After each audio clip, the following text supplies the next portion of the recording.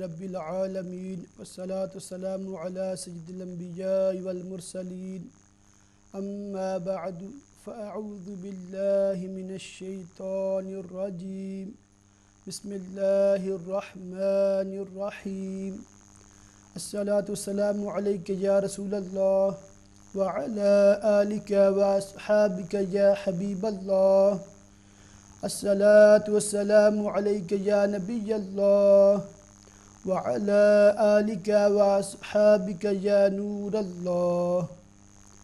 उम्मा channel के नाज़रीन, आप देख रहे हैं प्रोग्राम योर क्वेश्चंस आंसर्ड, जिसमें आपके शरई सवालात के जवाबात अर्ज़ किए जाते हैं। आप भी इस प्रोग्राम में लाइव कॉल के ज़रिए शामिल हो सकते हैं। कोई भी आपके जहन में सवाल हो जो आप अपनी मालूमात के लिए या दूसरे मुसलमान भाइयों और बहनों की मालूमात के लिए पूछना चाहें तो आप ज़रूर सवाल कीजिए। सवाल का जवाब आता हुआ तो इंशाअल्लाह अर्ज़ करूँगा, अगर जवाब ना आता हुआ तो माज़रत ख़्वाह हूँ, और मुमकिन हुआ तो नेक्स्ट वीक नेक्स्ट संडे आपके सवाल का जवाब मालूमात लेकर आप तक पहुंचाने की कोशिश करूंगा। बड़ी खुशी होती है माशाअल्लाह, कई कॉलर जो हैं वो बड़े रेगुलर हैं और इनमें बाज़ भाई और बाज़ बहनें काफ़ी दीनी मालूमात भी रखते हैं और वो पूरा प्रोग्राम बड़ी तवज्जो से समाअत फरमाते हैं। और अगर कभी कोई हमसे गलती हो जाती है, बिलखुसूस मुझसे कोई गलती हो जाती है, तो इस्लाह भी फरमाते हैं। तो उनका मैं शुक्रिया अदा करता हूँ जो इस्लाह की गरज से भी देखते हैं और तनकीदी नज़र से इसलिए देखते हैं कि मेरी इस्लाह हो सके। और अल्हम्दुलिल्लाह मुझे इसमें कोई आर नहीं है, कोई इसमें शर्म नहीं है, और मैं एक तालिब इल्म हूँ और मुझे ये बड़ी खुशी होती है जब अहले इल्म हज़रात शफ़क़त फरमाते हैं और हौसला अफजाई भी फरमाते हैं। अल्हम्दुलिल्लाह मेरे उस्ताद मोहतरम भी इस प्रोग्राम को बड़ी तवज्जो से देखते हैं, सुनते हैं, और अगर किसी जगह वो महसूस फरमाते हैं तो मेरी इस्लाह भी फरमाते हैं।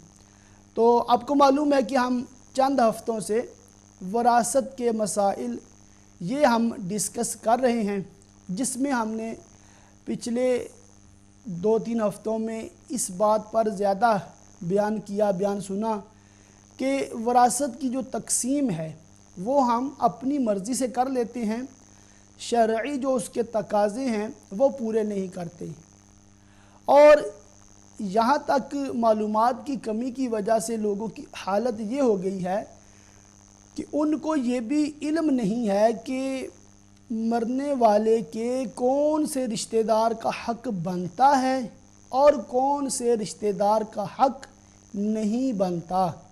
इसकी एक मिसाल लास्ट वीक मुझे पेश आई कि एक दोस्त ने मसला ये पूछा। वो फरमाते हैं कि हमारे वालिद साहिब का इंतकाल हुआ तो हम 4 भाई और 4 बहनें और हमारी वालिदा भी हयात थी, तो हमारी जो विरासत है वो हमने अभी तकसीम नहीं की, मगर मैंने अपनी तरफ से अपनी फूफी साहिबा को उनका हक़ दे दिया है।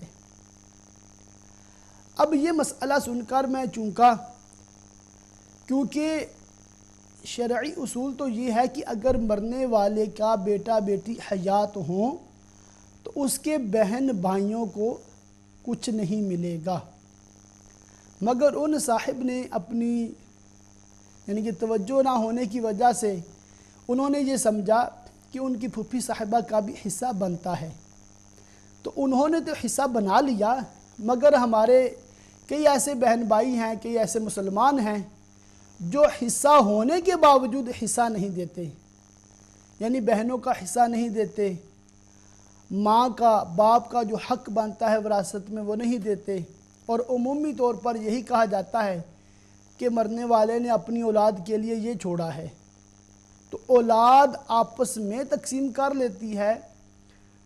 मरने वाले की बीवी जो कि बच्चों की माँ है, उसकी भी खिदमत, उसका भी हिस्सा उसको नहीं दिया जाता। तो इसकी वजह एक یہ بھی ہو جاتی ہے کہ ہمیں یہ چیزیں ایجوکیٹ نہیں کی گئیں، ہمیں یہ بتائی نہیں گئیں، اور حالانکہ ان سب کا بیان قرآن پاک میں موجود ہے۔ وراثت کے احکام کی جو تفصیل ہے کافی حد تک الحمدللہ قرآن پاک میں صراحت وضاحت کے ساتھ موجود ہے۔ باقی اب نماز کا حکم تو ہے، مگر نماز کا جو طریقہ ہے وہ قرآن پاک سے ہمیں رہنمائی ملتی ہے کہ احادیث مبارکہ یعنی کہ پیارے پیارے آقا مدینے والے مصطفیٰ صلی اللہ علیہ وسلم کی مبارک زندگی میں ہمارے لیے اسوہ حسنہ ہے۔ تو پھر ہم احادیث مبارکہ سے نماز کے بالتفصیل احکام سیکھتے ہیں۔ تو عرض کرنے کا مقصد یہ ہے کہ وراثت جسے نصف علم کہا گیا ہے اور اس کے سیکھنے کی اور اس کو سکھانے کی بھی ترغیبیں موجود ہیں، مگر اس کے باوجود ہماری اس پر کوئی توجہ نہیں ہوتی۔ کیا ہی اچھا ہو کہ جب بھی ہمارا کوئی رشتہ دار فوت ہو جائے تو ہم یہ کوشش کریں کہ اس کے بارے میں جو وراثت کے تقسیم ہے اس کا ایک فتویٰ کسی مفتی صاحب سے یا کسی عالم صاحب سے جو وراثت کا علم رکھتے ہوں ان سے ہم ایک استفتاء بھیج کر ان سے فتویٰ لے لیں، اور اس بات کا ہمیں علم ہو جائے کہ جو مسلمان مرد یا عورت، بچہ یا بچی، جوان یا بوڑھا وہ فوت ہوا ہے تو اس کے جو زندہ رشتہ دار ہیں ان میں سے کون کون وارث بنتا ہے اور کون وارث نہیں بنتا۔ تو جب ایک تقسیم ہمارے سامنے آ جائے گی اور پھر ہمیں یہ بھی پتہ چل جائے گا کس وارث کا کتنا حصہ ہے، تو امید ہے انشاءاللہ اس پر عمل کا بھی ذہن بنے گا۔ اب اس میں ایک مسئلہ یہ ہوتا ہے کہ بعض لوگ اپنے اثاثہ جات، اپنی جو انکم ہے، اپنی جو سیونگ ہے، اپنی جو پراپرٹیز ہیں وہ ڈکلیئر نہیں کرنا چاہتے، وہ دوسرے لوگوں کو بتانا نہیں چاہتے کہ ہمارا کتنا بینک بیلنس ہے۔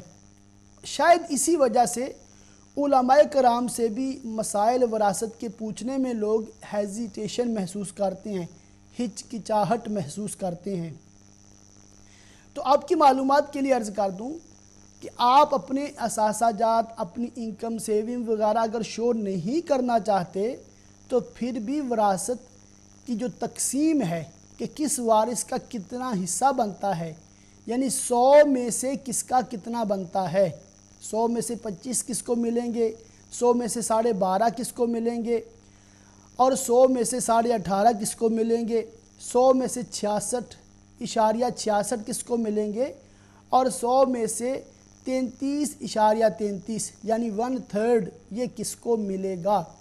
اس طرح سے عالم دین آپ کو تقسیم کر دیں گے، اور پھر آپ جب ان سے ایک پرسنٹیج بھی لے لیں گے کہ اتنے پرسنٹ اس وارث کا حق بنتا ہے، تو آپ خود سے گھر میں کیلکولیشن کر سکتے ہیں ٹوٹل اماؤنٹ، اور اس کی جو فیصد آپ نکال لیں تو آپ خود سے تقسیم کر لیں۔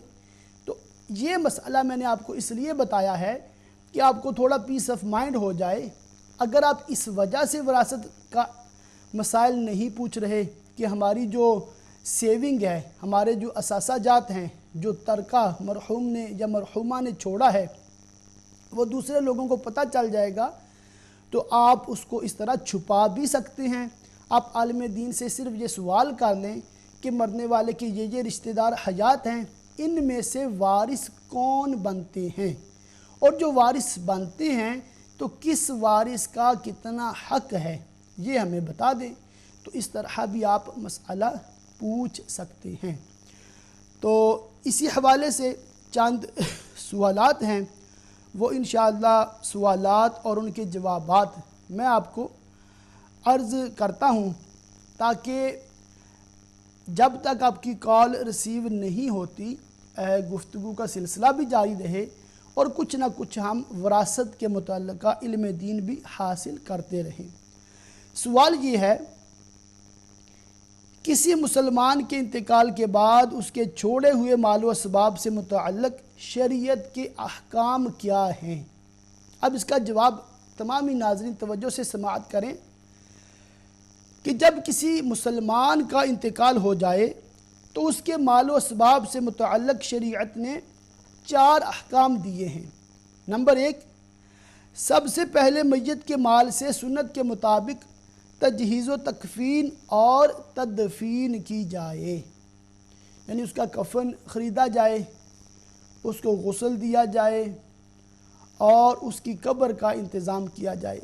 جیسا کہ آپ کو معلوم ہے ہمارے یہاں پر انگلینڈ میں قبر کی بھی پیمنٹ کی جاتی ہے، اس کو بھی خریدا جاتا ہے۔ تو یہ سارا جو تجہیز و تکفین ہے اور تدفین ہے، اس کو سب سے پہلے عمل میں لایا جائے گا۔ اور دوسرا ہے، پھر جو مال بچ جائے اس سے میت کا قرضہ ادا کیا جائے۔ بیوی کا مہر ادا نہ کیا ہو تو وہ بھی قرض شمار ہوگا۔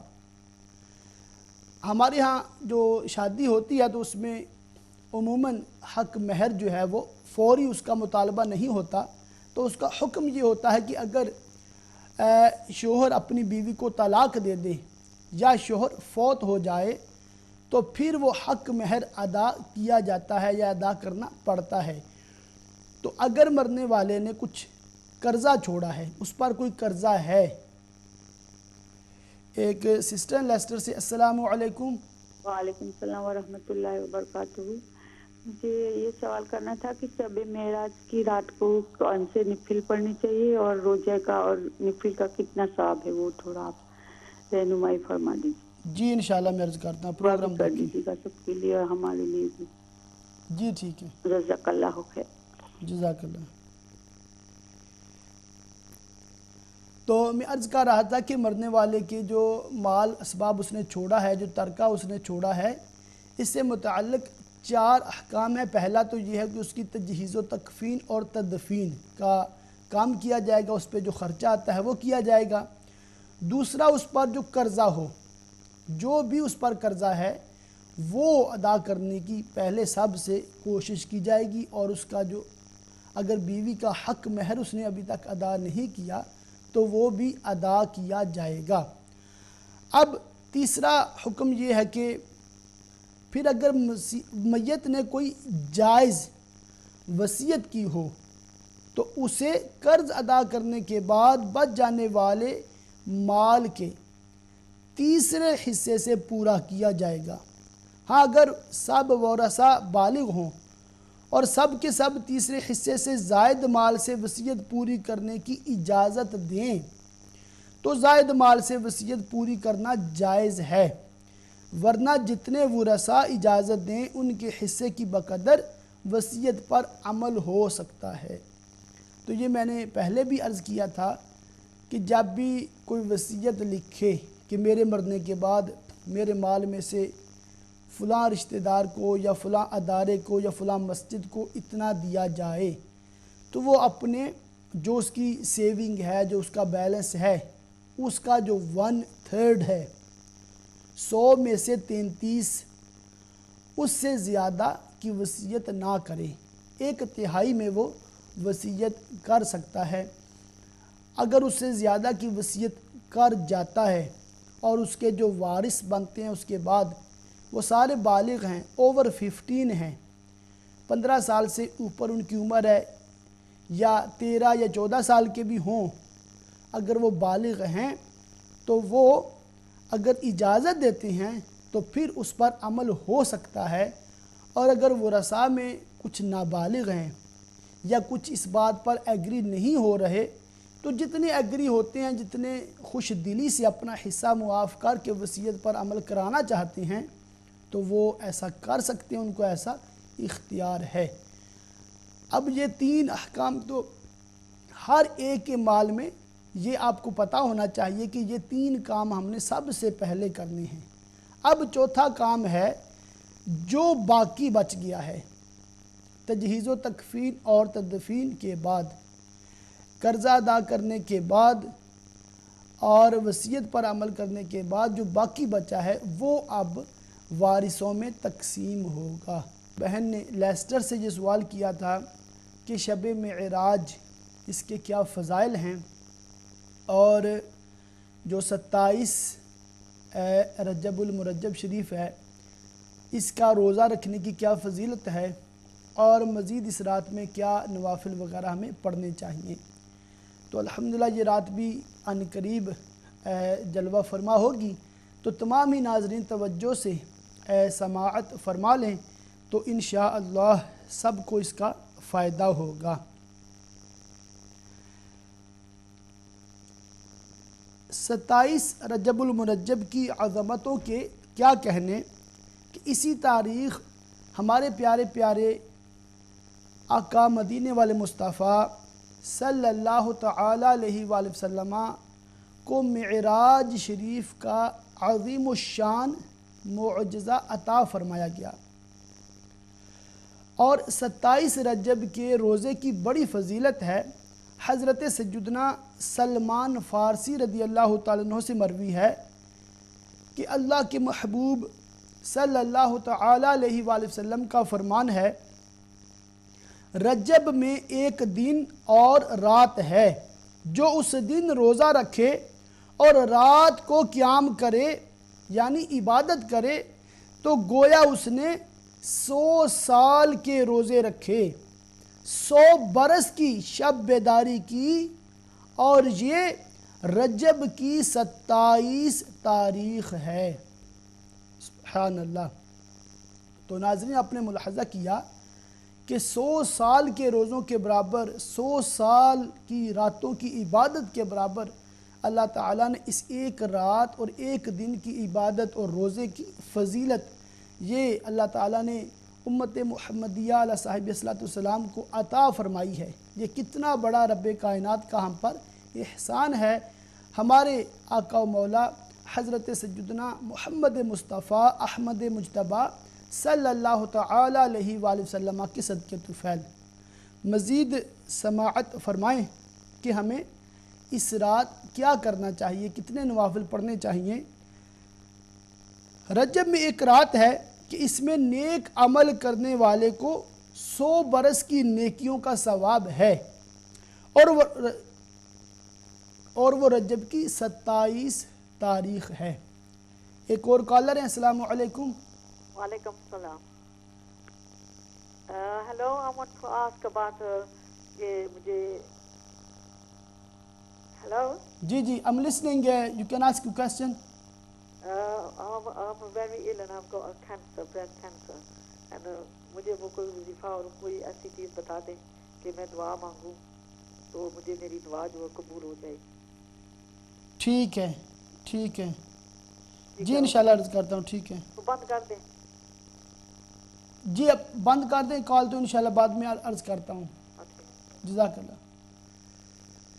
ٹھیک، تو میں عرض کر رہا تھا کہ جو یہ رات ہے 27 رجب کی، تو آپ یہ ذہن میں رکھیں کہ جو مثال کے طور پر منگل والا دن 27 رجب ہے، جو منگل سے پہلے رات آئے گی جسے ہم منڈے نائٹ کہتے ہیں، اور اس رات کو جو night between Monday and Tuesday, یہ جو رات ہے یہ پھر 27ویں کی رات کہلائے گی۔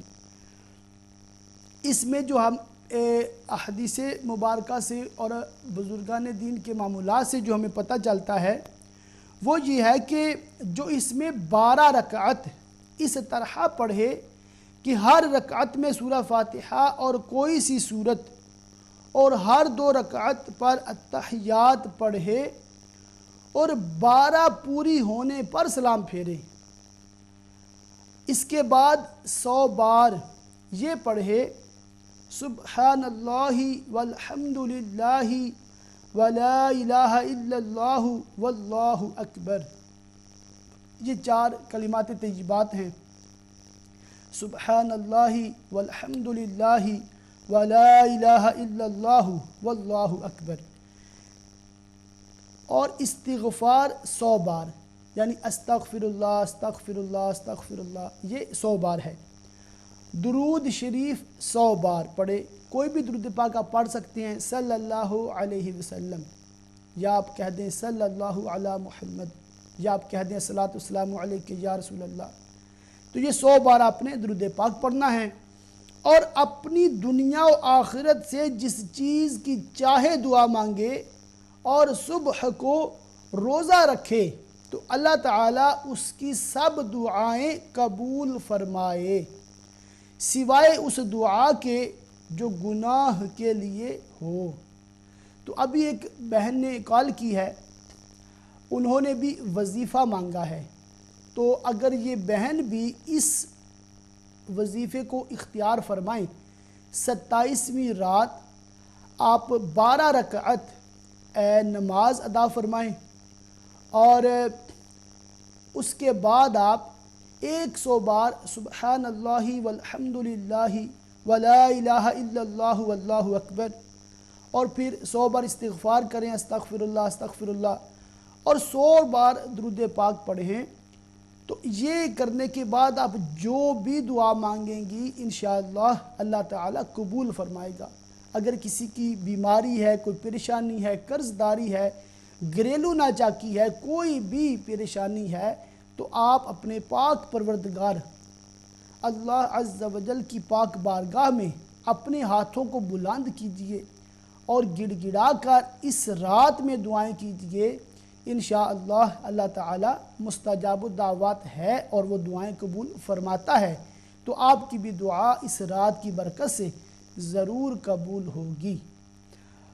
اور روزے رکھنے کی فضیلت جو 27ویں رجب کا روزہ ہے، یہ میں نے پہلے بھی عرض کی ہے، دوبارہ دہرا دیتا ہوں کہ حضرت سیدنا سلمان فارسی رضی اللہ تعالیٰ عنہ فرماتے ہیں، آپ سے روایت ہے کہ رجب میں ایک دن اور رات ہے، جو اس دن روزہ رکھے اور رات کو قیام کرے تو گویا اس نے 100 سال کے روزے رکھے، 100 برس کی شب بیداری کی، اور یہ رجب کی 27 تاریخ ہے۔ اور یہ حدیث پاک جو میں نے عرض کی ہے، یہ شعب الایمان اس کتاب میں ہے، اس کی جلد نمبر 3 ہے اور صفحہ نمبر 373 ہے، اور اس کی حدیث نمبر جو ہے 3811 ہے۔ ایک اور کالر ہے، السلام علیکم۔ وعلیکم السلام ورحمۃ اللہ وبرکاتہ۔ اللہ مساء خیر سے ہیں؟ جی اللہ کا کرم ہے۔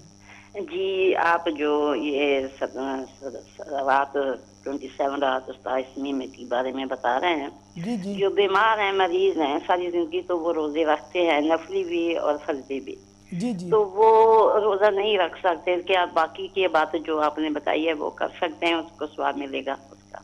جی میں عرض کرتا ہوں پروگرام جی دوسرا جو فرضی روزے ہیں ہم اس کا فدیہ ادا کرتے ہیں، ٹھیک جو ہے۔ نہیں روزہ رکھ سکتے تو وہ فدیہ ادا کرتے ہیں، پہلے ہی ادا کر دیتے ہیں کہ روزہ رکھنے والے کو انتظام کرنا ہو جائے۔ جی جی تو کیا وہ جو ہم پیسہ دیتے ہیں، کیا وہ روزہ ہی وہ ایک ہی انسان رکھے، کیا کہ جیسے ہم جہاں مسجدوں میں پکا کر لے جاتے ہیں یا کھانا وغیرہ یا فروٹ وغیرہ کھنجورے وغیرہ لے جاتے ہیں، یہ ایسا کر لیں تو وہ جو فدیہ ہے آپ کا روزے کا وہ ادا ہو جائے گا، جہاں کہ نہیں وہ ایک ہی انسان روزہ رکھے گا آپ کے لیے، فرضی روزے جو ہیں؟ جی میں عرض کر دیتا ہوں روزے کا سمجھائیے آپ کو میرے جی جی ٹھیک ہے، میں سمجھ گیا ہوں، ٹھیک ہے۔ جی بہت شکریہ۔ کیوں ویسے تو ہم کیونکہ اس ملک میں آپ جب ہم فدیہ بھیجتے ہیں تو ہم نے اس ملک کے حساب سے بھیجنے جہاں ہم رہ رہے ہیں، تو پاکستان یا انڈیا میں جہاں بھی آپ نے بھیجنے ہیں وہاں تو وہ کافی پیسہ بن جاتا ہے، ایک انسان ہم پچھلے سالوں میں بھیجتے ہیں 2-3 آدمیوں کے ہم نے یہاں سے بھیجے، وہ تو کافی آدمیوں کے بن جاتے ہیں، تو 4-5 کے روزے رکھوائے ہم نے، اور اس کے بعد پھر بھی اگر کچھ بچ جاتا ہے تو ہم وہ مسجد میں یا ادارے میں جو بچے پڑھ رہے ہوتے ہیں جن کے روزے رکھے ہوتے ہیں کھانا وغیرہ لے کر وہاں وہ بھیج دیتے ہیں۔ تو جی انشاءاللہ میں آپ کے سوال کو ابھی شامل کرتا ہوں، اس کا جواب عرض کرتا ہوں، ٹھیک ہے؟ بہت شکریہ، دعا میں یاد رکھیں۔ جی جی جزاک اللہ خیر، نو پرابلم۔ تو بہن نے ابھی جو سوال کیا ہے کہ اگر کوئی بیمار ہے اور وہ روزہ رکھنے کی قدرت نہیں رکھتا تو کیا وہ باقی جو نوافل ہیں وہ پڑھ سکتی ہے یا پڑھ سکتا ہے، یا کوئی وظائف جو باقی ابھی عرض کیے گئے وہ کر سکتا ہے؟ تو بالکل آپ کر سکتے ہیں، اس میں کوئی حرج نہیں ہے۔ اگر آپ کسی وجہ سے نماز نہیں پڑھ سکتے تو بھی آپ اس رات یہ وظائف جو ہیں سبحان اللہ والحمد للہ ولا الہ الا اللہ واللہ اکبر، یہ 100 بار پڑھ لیں، استغفار 100 بار پڑھ لیں، درود پاک 100 بار بلکہ 1000 بار پڑھ لیں تو بہت ثواب کا کام ہے۔ اور کسی عذر کی وجہ سے اگر آپ روزہ نہیں رکھ سکتے اور آپ کی نیت ہے کہ اللہ تعالیٰ صحت عافیت دیتا تو میں روزہ رکھتا یا روزہ رکھتی، تو اللہ تعالیٰ کا کرم اور فضل دیکھیے کہ جو بندہ کوئی نیک عمل کرتا تھا اور اب وہ بیمار ہو گیا ہے اور بیماری کی وجہ سے وہ عمل نیک نہیں کر پا رہا، مثلا روزے پہلے رکھتا تھا 27 کے، اب نہیں رکھ سکتا، پہلے رمضان کے رکھتا تھا اب نہیں رکھ سکتا، پہلے نمازیں مسجد میں جا کے پڑھتا تھا اب وہ اتنا چلنے پھرنے سے بھی عاجز ہو گیا ہے کہ مسجد کی حاضری سے بھی محروم ہو گیا ہے اور گھر میں نمازیں پڑھتا ہے، اشارے سے نمازیں پڑھتا ہے، تو اس طرح جو کرتا ہے اللہ تعالیٰ کا فضل، اس کا کرم دیکھیے کہ اللہ تعالیٰ اس کو بغیر اس عمل کے کیے اللہ تعالیٰ اس کو اجر عطا فرماتا ہے، کیونکہ اللہ تعالیٰ نے ہی بیماری بھی عطا فرمائی ہے، آزمائش عطا فرمائی ہے۔ اب اس وجہ سے اگر کوئی روزے رکھنے سے محروم ہو گیا ہے تو اللہ تعالیٰ اس کو روزے رکھنے والے جتنا ثواب عطا فرمائے گا۔ آپ کی نیت اگر ایسی ہے اور پہلے آپ کی اس کی پریکٹس بھی تھی تو یہ اللہ تعالیٰ کا خاص کرم ہے کہ اللہ تعالیٰ ہمیں بغیر عمل کے بھی اجر عطا فرماتا ہے محض اچھی نیت کی وجہ سے۔ تو جو ہمارے ناظرین یا ناظرات روزہ نہیں رکھ سکتے اور ان کی شدید خواہش بھی ہے یا پہلے وہ رکھتے بھی رہے ہیں تو ان کے لیے بھی یہ ایک خوشخبری ہے کہ اللہ تعالیٰ نے انشاءاللہ ان کو اس نیت پر اجر عطا فرمانا ہے، ان کو بھی یہ ثواب پورا ملے گا۔ تو زیادہ سے زیادہ اس رات کو عبادت کرنے کی کوشش کرنی چاہیے۔ پھر آپ نے پوچھا ہے کہ روزوں کا جو فدیہ ہے، یعنی کہ جو ایسے بیمار ہیں جن کو شفا یاب ہونے کی کوئی امید نہیں ہے، ایسی بیماری میں ہیں، ان کی ایک مثال بڑھاپا بھی ہے، جو بہت بوڑھا ہو جائے، جسے شیخ فانی فقہ کی کتابوں میں کہا جاتا ہے کہ بہت بوڑھا، فنا ہونے والا بوڑھا، تو ایسا بھائی یا ایسی بہن جو بہت بوڑھے ہیں وہ روزوں کا فدیہ دیتے ہیں۔ تو روزوں کا فدیہ دینے کا مطلب یہ نہیں ہے کہ جس کو آپ نے دیے ہیں وہ روزے ہی رکھے، یہ ضروری نہیں ہے، بلکہ اس میں تملیک فقیر یہ کافی ہے۔ آپ نے فقیر شرعی کو ان پیسوں کا مالک بنا دیا ہے، اب اگر وہ روزے بھی رکھتا ہے، نیک پرہیزگار ہے، تو آپ کو بھی زیادہ ثواب ملے گا، اور اگر وہ نمازی پرہیزگار نہیں بھی ہے، مسلمان ہے، تو آپ کی طرف سے اگر فقیر شرعی ہے تو آپ کا فدیہ ادا ہو جائے گا۔ تو عمومی طور پر ہمارے یہ کہا جاتا ہے کہ ہم اپنی طرف سے اس کو روزے رکھوا رہے ہیں، تو یہ دیکھیں کہ اس میں روزوں میں نمازوں میں اس طرح نیابت نہیں ہوتی کہ آپ نہ رکھیں وہ آپ کے لیے رکھ دیں، نہیں، بلکہ آپ کو حکم ہے کہ آپ خود رکھیں۔ اگر خود نہیں رکھ سکتے تو ایک روزے کا جو صدقہ فطر کی مقدار بنتا ہے فدیہ، وہ آپ فقیر شرعی کو مالک بنا دیں۔ اس کو روزے رکھوانا نہ رکھوانا یہ اس میں کنڈیشن نہیں ہے، صرف آپ نے اس کو پیسے بھیج دیے، اس کو پیسے پہنچ گئے ہیں تو آپ کا فدیہ ادا ہو گیا ہے۔ اور اب آپ نے یہ پوچھا کہ کیا کھانا بھی کھلایا جا سکتا ہے؟ تو دیکھیں، کھانا کسی کو پیش کرنے کی دو صورتیں ہیں۔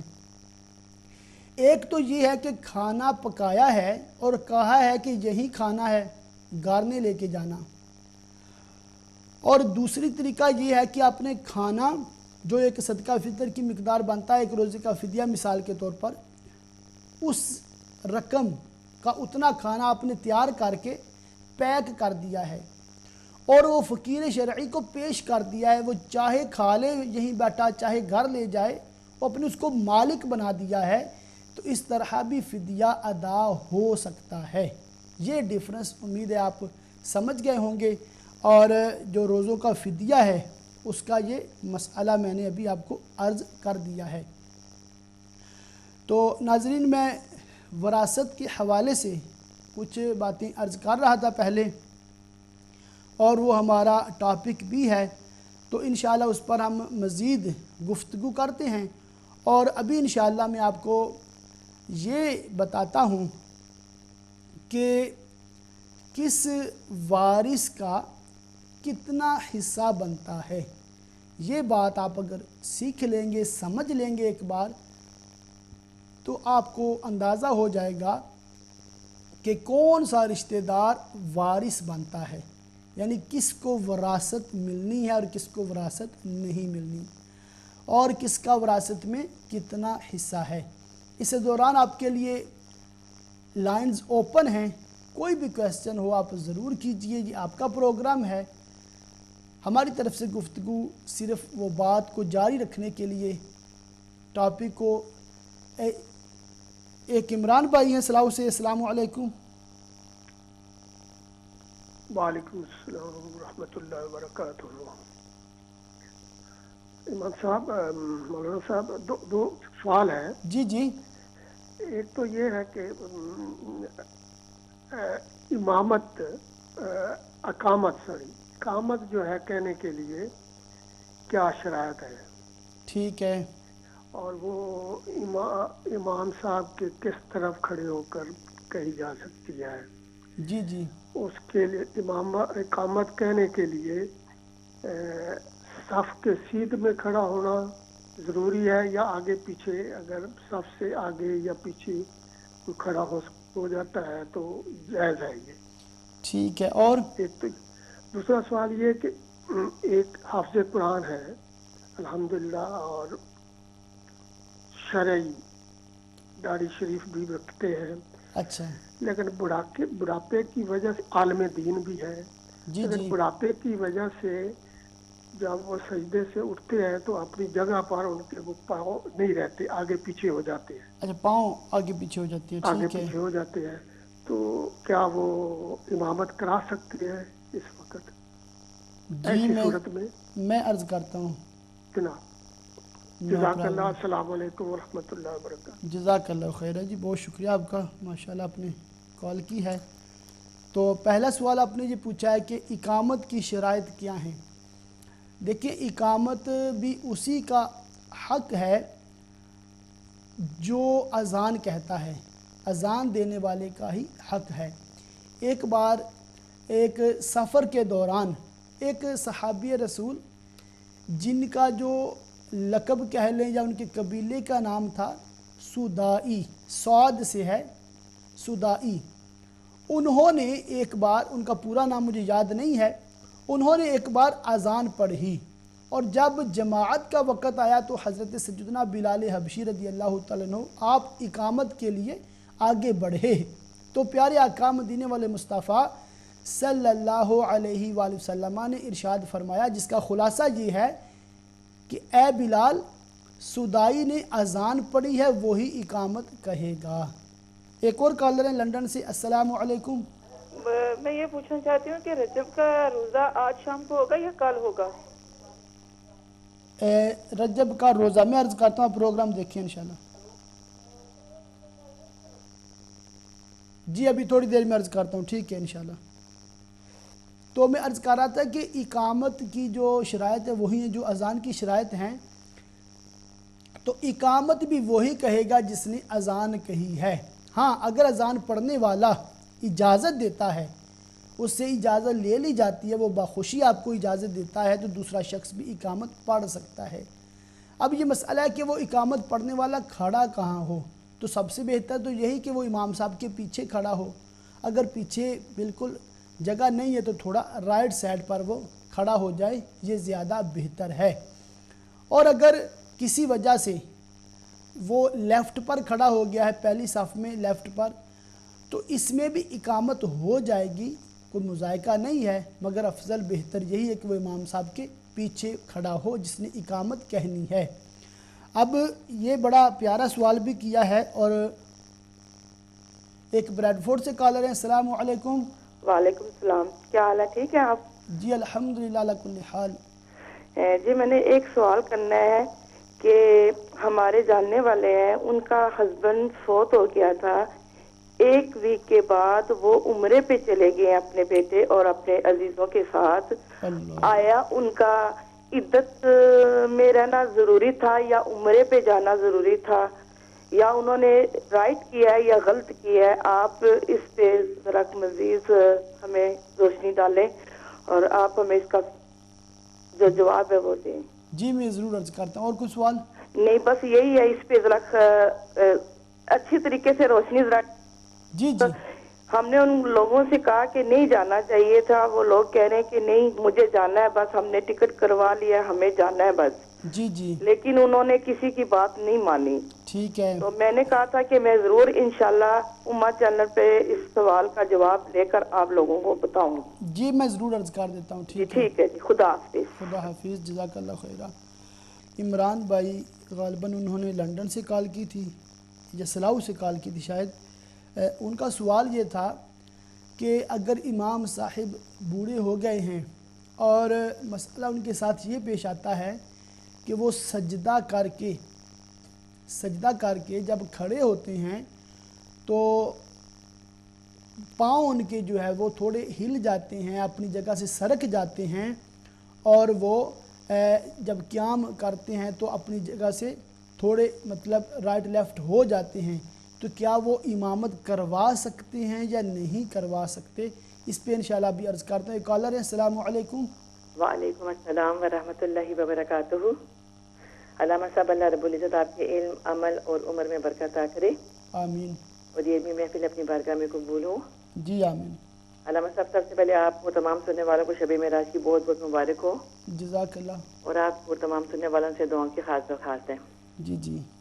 علامہ صاحب آپ نے اپنے اوپننگ سینٹینس میں ذکر کیا تھا کہ اگر میرے بارے میں آپ نے ذکر کیا تھا کہ آپ نے فرمایا تھا کہ میں مطلب اصلاح فرماتی ہوں تو یہ تو بہت زیادتی ہے، کیونکہ اصلاح انسان اپنے سے کم علم شخص کی کرتا ہے. میں تو صرف اس نیت سے سوال کرتی ہوں کہ اگر جو میرے ذہن میں جو مسئلہ مطلب محفوظ ہے اور اگر وہ آپ کے جواب سے ٹیلی نہیں کر رہا تو شاید میرے سننے میں کوئی غلطی ہوئی ہو، تو میں آپ سے دوبارہ مطلب اس کی مطلب کی وضاحت طلب کرتی ہوں. تو آپ کا بہت شکریہ جو آپ نے میرے بارے میں ایسا وہ کہا، لیکن میری نیت تو صرف یہی ہوتی ہے کہ میں صحیح طرح سے مسائل مطلب سیکھ دوں، تاکہ اگر میں الحمدللہ اسی چیز کو ہم اپریشیٹ کرتے ہیں. الحمدللہ آپ بھی ہیں اور بھی مطلب کہ ایسے علماء کرام بھی ہیں جو لائیو تو نہیں آتے مگر وہ ٹیکسٹ کر دیتے ہیں مجھے یا مطلب کنٹرول روم میں بتا دیتے ہیں. تو الحمدللہ اس سے بڑی خوشی ہوتی ہے، اطمینان بھی مجھے ہوتا ہے کہ کوئی توجہ سے سن رہا ہے. اگر کوئی غلطی ہوئی تو انشاءاللہ وہ توجہ دلا دیں گے، اصلاح کر دیں گے. جی تو توجہ دلائے. سمٹائم انسان کے ذہن میں مسئلہ ہوتا ہے لیکن جی توجہ نہیں رہتی، تو توجہ دلانے کے لیے ایسا مطلب کہا جاتا ہے. تو اگر کوئی عالم کرتا ہے تو وہ تو ٹھیک ہے، لیکن میں تو جن کی بہت چھوٹی سی طالب علم آپ ہی مطلب علماء کرام سے مسئلے مسائل سیکھ کے اور دوبارہ ان کو میک شور کروا کے اپنے ذہن میں محفوظ کرتی ہوں کہ اپنے بچوں کو یا دوسروں کو میں اگر بتاؤں تو صحیح دین کا علم جم ہو جاؤں. جی جی. آپ کا مرتبہ اور میرا مرتبہ کہاں ہے؟ میں تو بہت مطلب چھوٹی صرف سیکھتی ہوں، میرے پاس تو کوئی سند بھی نہیں. آپ ماشاءاللہ اور جو آقا صلی اللہ علیہ وسلم کے دین کے جو وارث ہیں اور پہرے دار ہیں، ان سے تو مجھے اللہ رب العزت کی رضا سے بہت زیادہ محبت ہے. بس اپنی کی خاص جی دعا میں یاد رکھا کریں انشاءاللہ. علامہ صاحب آج میرے 3 سوال ہیں. جی جی. میرا پہلا سوال یہ ہے کہ جیسے آپ جی بتائے تھے کہ وصیت کے مطلب حوالے سے، تو اگر کسی میت نے وصیت کی ہو تو کیا پہلے کل مال سے تجہیز و تکفین اور قرضہ وغیرہ ادا کیا جائے گا اور پھر جو مطلب بقایا مال ہوگا تو اس کے 1/3 سے جو مرنے والے نے وصیت کی ہوگی اس سے اس کو پورا کیا جائے گا؟ جی. اور سوال؟ جی. اور دوسرا میرا سوال یہ ہے کہ جیسے ابھی بھی مطلب جو بہنیں پوچھتے شب معراج کی عبادت کے سلسلے میں اور مطلب روزوں کے سلسلے میں، تو میرا سوال یہ ہے کہ اگر کسی بہن کے اپنے رمضان کے قضا روزے باقی ہوں اور اس کا دل چاہے کہ میں مطلب 27 رجب کا بھی روزہ رکھوں، تو کیا وہ اس میں اپنے رمضان کے قضا روزے کی نیت کرے تو اسے 27 رجب کے روزے کا بھی ثواب ملے گا کہ نہیں؟ ٹھیک ہے. اور سوال؟ کیا اسے پہلے رمضان کے اسی دن اگر اس کا دل چاہتا ہے تو رمضان کے قضا روزے کی نیت کرے یا 27 مطلب رجب کی مطلب نیت کرے؟ ٹھیک. اور سوال؟ بس آپ سے درخواست ہے کہ ہم سب کے خاتمہ بالایمان اور بے حساب مغفرت کی دعا فرما دیں اور بالخصوص میرے والدین کی بے حساب مغفرت کی دعا کیجیے گا. جزاک اللہ خیر احسن جزا. السلام علیکم ورحمۃ اللہ وبرکاتہ. وعلیکم السلام ورحمۃ اللہ وبرکاتہ. اللہ تعالی ہمارے ماں باپ کی اور ساری امت کی مغفرت فرمائے، اور جتنے بھی ہمارے ناظرین اور ناظرات ابھی پروگرام دیکھ رہے ہیں بالخصوص ان کے والدین میں سے اگر کوئی دنیا سے انتقال فرما گئے ہیں، اور بالخصوص آپ کے والدین، اللہ تعالیٰ تمام کی مغفرت فرمائے، بخشش فرمائے، اور تمام مرحومین مسلمین اور مسلمات کو اللہ تعالیٰ جنت الفردوس میں اعلیٰ مقام عطا فرمائے. تو میں عرض کر رہا تھا کہ اگر کوئی سجدہ کرنے کے بعد کھڑا ہوتا ہے، امام ہو یا مقتدی ہو یا وہ منفرد ہو، اکیلا نماز پڑھنے والا بھائی یا بہن ہو، اگر اس کے کھڑے ہونے میں پاؤں تھوڑے ہل جاتے ہیں، رائٹ لیفٹ ہو جاتے ہیں، بعض اوقات موٹاپے کی وجہ سے، بعض اوقات کمزوری کی وجہ سے، بعض اوقات بڑھاپے کی وجہ سے ایسا ممکن ہے اور ایسا بعض اوقات ہو جاتا ہے، تو اس سے نماز میں کوئی فرق نہیں آتا. اتنی موومنٹ اگر ہو جاتی ہے، حرکت ہو جاتی ہے، اس میں کوئی حرج نہیں ہے. اگر امام صاحب ہیں اور ان سے ایسا ہو جاتا ہے تو اس میں بھی کوئی پرابلم نہیں ہے. بعض جو ہے جاہل ہیں، ان میں یہ بات مشہور ہے، وہ کہتے ہیں کہ جو دایاں قدم ہے، جو رائٹ فٹ ہے، اس کا جو انگوٹھا ہے وہ اپنی جگہ سے نہیں ہلنا چاہیے.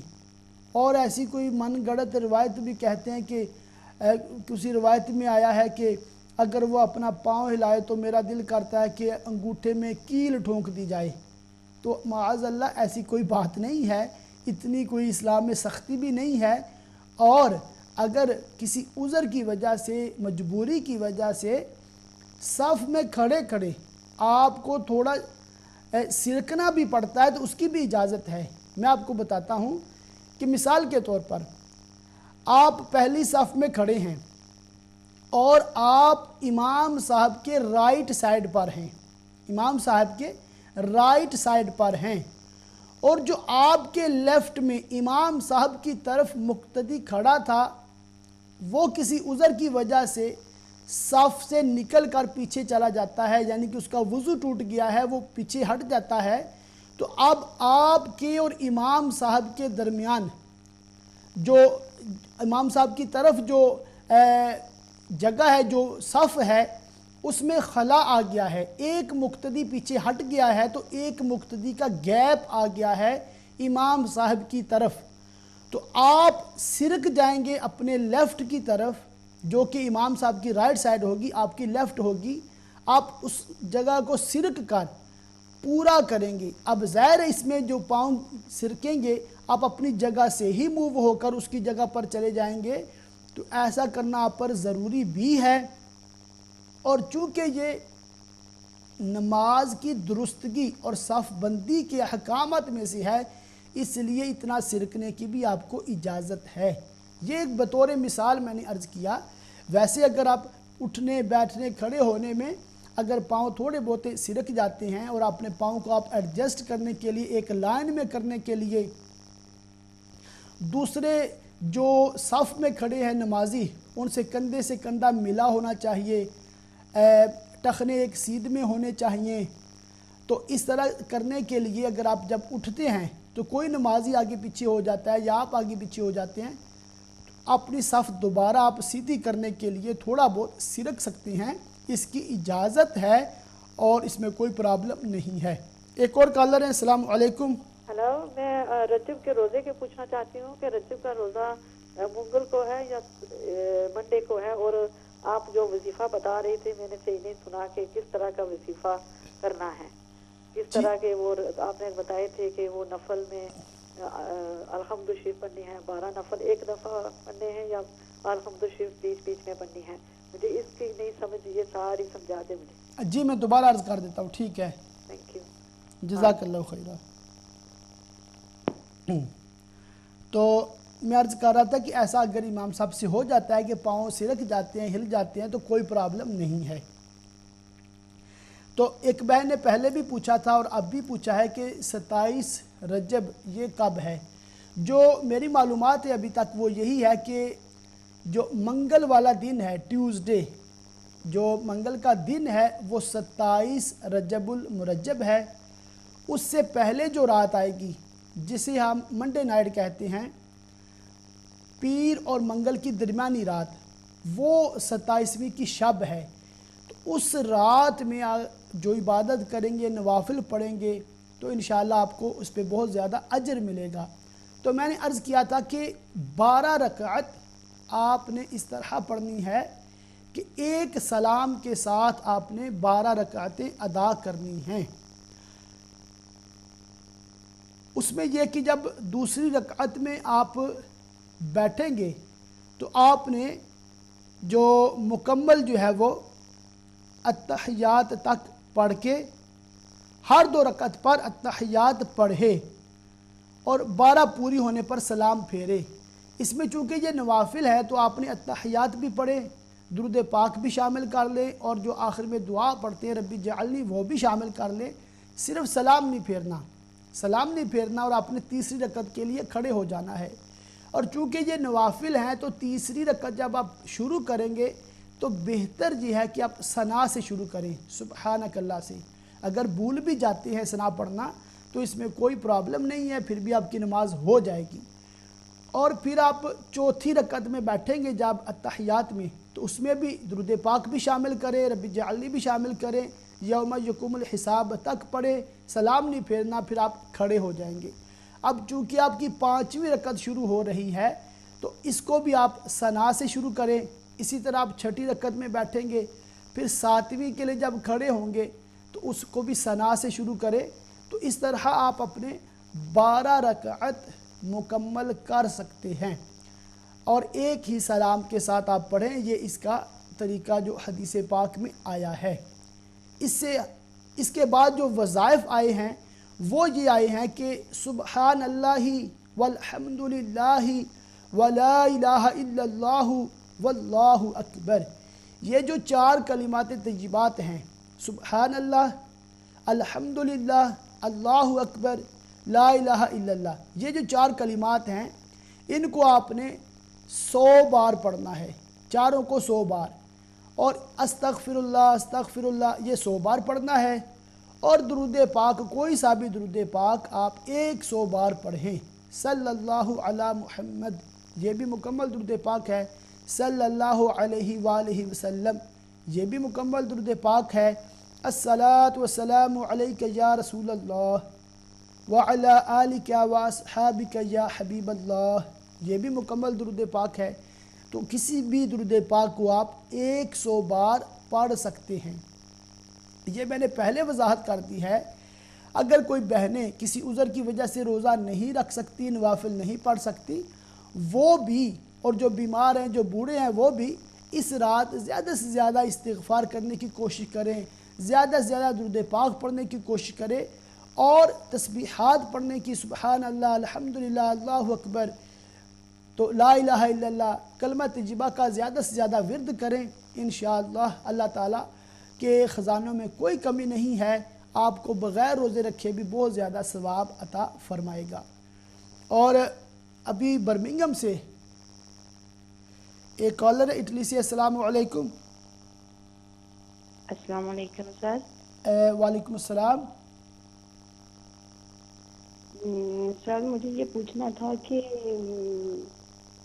میرے جو مطلب کہ کچھ خاص دن نہیں آتے نا مہینے میں، کچھ مخصوص ایام، تو جن کی وجہ سے مجھے یہ نہیں، کچھ پرابلم ہے میرے ساتھ، جیسا کہ گوریا وغیرہ کی، تو اس کے لیے میں کیا کروں سر؟ میرا وضو نہیں رہتا، میرے کپڑے نہیں پاک رہتے، میں بڑی ٹینس رہتی ہوں، میں روزے وغیرہ رکھتی ہوں، میں اثر کے ساتھ مطلب نہیں پڑی جاتی، تو مجھے یہ ہوتا ہے کہ شاید میرا وضو نہیں ہے، شاید کوئی پرابلم بن گئی ہے، مجھے پھر وضو کرنا پڑتا ہے۔ اس کے بعد سر ایک اور بات پوچھنی تھی کہ جب ہم سر پہ وہ ٹاول لیتے ہیں، نہاتے ہیں ہم، تو ٹاول لیتے ہیں تو کیا اس کے مطلب کہ جمعے والے دن نہا لیا، اب نماز کا ٹائم ہے تو بال نہیں ابھی یا کھلنے کا ٹائم نہیں ہے، تو ہم اس ٹاول کے ساتھ کیا نماز پڑھ سکتے ہیں کہ نہیں؟ اچھا بہن، دوبارہ تھوڑا رپیٹ کریں، آپ نے बताया कि जो मखसूस अय्याम नहीं आते। जी जी, उनकी वजह से मुझे ये प्रॉब्लम है कि सर मुझे वो लकोरिये की शिकायत है, तो वो मेरा वुज़ू नहीं रहता, कि मेरी वो कपड़े मेरे पास नहीं रहते, या मेरा वुज़ू नहीं रहता, मैं फिर अगली नमाज के लिए मैं फिर दोबारा वो जी ठीक है, मैं समझ गया हूँ आपका वो इस्तिहाज़ा का जो मसला होता है, ठीक है। तो ये जो टावल सर पे ऐसे बांध के नमाज पढ़ने के बारे में, इसके अलावा कोई सवाल? जी बहुत शुक्रिया सर, और दुआ शुआ कीजिएगा मेरे लिए, बच्चे नहीं है मेरे, अल्लाह पाक रहम करे मुझ पे। जी आमीन, अल्लाह ताला आपको नेक साले औलाद नजीना अता फरमाए। तो अब प्रोग्राम देखिए, इंशाल्लाह मैं भी जवाब अर्ज करता हूँ। आमीन, जज़ाकल्लाह, बहुत शुक्रिया। तो मैं अर्ज़ कर रहा था कि जो बर्मिंघम से एक बहन ने सवाल किया था कि अगर कोई 27वें के जो रोज़ा रखना है, चूँकि ये नफली रोज़ा है और उस पर पिछले रमज़ान के किसी रोज़े की क़ज़ा बाकी हो, तो क्या वो उस क़ज़ा रोज़े की नीयत से 27 रजब का रोज़ा रख सकते हैं कि नहीं? तो जी हाँ, आप बिल्कुल रख सकते हैं, मगर इसमें कंडीशन ये है कि रात में नीयत हो, यानी कि सहरी का टाइम ख़त्म होने से पहले पहले आपको ये इंटेंशन नीयत करनी है कि आप रमज़ान का जो क़ज़ा रोज़ा है वो रख रहे हैं या आप सिर्फ़ नफली रोज़ा रख रहे हैं। तो अगर क़ज़ा रोज़ा जो रमज़ान का आपका हो गया था, उस नीयत से आप रोज़ा रखते हैं, तो चूँकि आपने 27 रजब को ही रोज़ा रखा है, तो अल्हम्दुलिल्लाह अल्लाह ताला का बड़ा फ़ज़ल करम है, आपका जो क़ज़ा है वो भी अदा हो जाएगा, और जो 27वें रोज़े की जो फजीलत है, उम्मीद है इंशाअल्लाह वो भी आपको हासिल होगी। तो यूँ आप दोहरा सवाब भी कमा सकते हैं। अल्लाह ताला अमल की तौफीक अता फ़रमाए। तो इसी तरह एक बहन ने ब्रैडफोर्ड से जो कॉल की थी कि किसी खातून का शोहर, उनका इंतकाल हो गया और अभी 1 हफ़्ता ही गुज़रा था और वो उम्रे पर चली गई, तो क्या उनका इद्दत के दौरान उम्रे पर जाना जायज़ है या हराम है? तो मसला तमामी नाज़रीन तवज्जो से समाअत कर लें कि अगर किसी औरत का शोहर इंतकाल कर जाता है तो उसकी जो इद्दत है वो या तो 4 माह 10 दिन होगी, और अगर औरत हामिला है, हमल वाली है, प्रेग्नेंट है, तो उसका जब बच्चा पैदा होगा उस वक़्त उसकी इद्दत ख़त्म हो जाएगी। मिसाल के तौर पर किसी का शोहर फौत हुआ और दूसरे दिन उसके यहाँ बच्चे या बच्ची की विलादत हो गई, अब उसकी इद्दत भी ख़त्म हो गई, क्योंकि हामिला औरत की इद्दत वज़अ हमल है, यानी कि जब उसके औलाद पैदा होगी तो उसका जो इद्दत का पीरियड वो ख़त्म हो जाएगा। अब जैसे आप बता रहे हैं इसमें तो हमल का ज़िक्र नहीं है, तो इनकी जो इद्दत थी वो 4 माह और 10 दिन थी। अब इन्होंने 1 हफ़्ते बाद उम्रे का सफ़र इख्तियार किया है, और जैसे आपने बताया कि अपने बेटे के साथ गई हैं, तो अब देखें इसमें 2 मसले हैं। सफ़र जो किया है वो महरम के साथ है, वो तो जायज़, महरम के साथ सफ़र जायज़ है, उसमें तो कोई मुज़ायका नहीं है। जो उम्रा अदा किया है, जो उसके मनासिक अदा किए हैं वो भी अदा है, उम्रा भी हो गया है। अब मसला ये है कि क्या इद्दत के दौरान घर से निकलने की औरत को इजाज़त है कि नहीं। अब ये तवज्जो से समाअत कर लें कि इद्दत के दौरान औरत को घर से निकलना हराम है, इसकी बहुत सख्त ममानअत है, और 4 माह 10 दिन। इस पर एक सहाबिया ने गालिबन प्यारे प्यारे आका मदीने वाले मुस्तफ़ा सल्लल्लाहु अलैहि वसल्लम की बारगाह में अर्ज़ किया था कि 4 माह 10 दिन ज़्यादा हैं, तो इस पर आप सल्लल्लाहु अलैहि वसल्लम जलाल में आ गए और आपने इरशाद फरमाया कि ज़माना जाहलियत में तो औरतें 1 साल इद्दत गुजारती थीं, और 1 साल इस तरह गुजारती थीं कि एक टेंट में तन्हा रहती थी, एक खैमे में, और उनको नहाने की इजाज़त नहीं थी, कपड़े तब्दील करने की इजाज़त नहीं थी, और बदबूदार और इस तरह के कपड़ों में वो 1 साल गुजारती, और जब साल पूरा होता तो उसके हाथ में मिंगनियाँ पकड़ाई जाती और वो फेंकती हुई निकलती थी। تو جس سے اندازہ ہوتا تھا اس کی عدت مکمل ہوئی ہے، یعنی کہ بہت زیادہ آزمائش تھی۔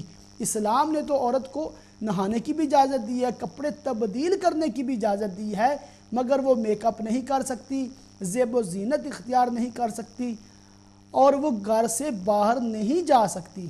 اس بات کو تمام ہی ناظرین توجہ سے سماعت کریں کہ عدت کے دوران عورت کو گھر میں رہنے کی پابندی ہے، وہ گھر سے 1 منٹ کے لیے بھی باہر نہیں نکل سکتی۔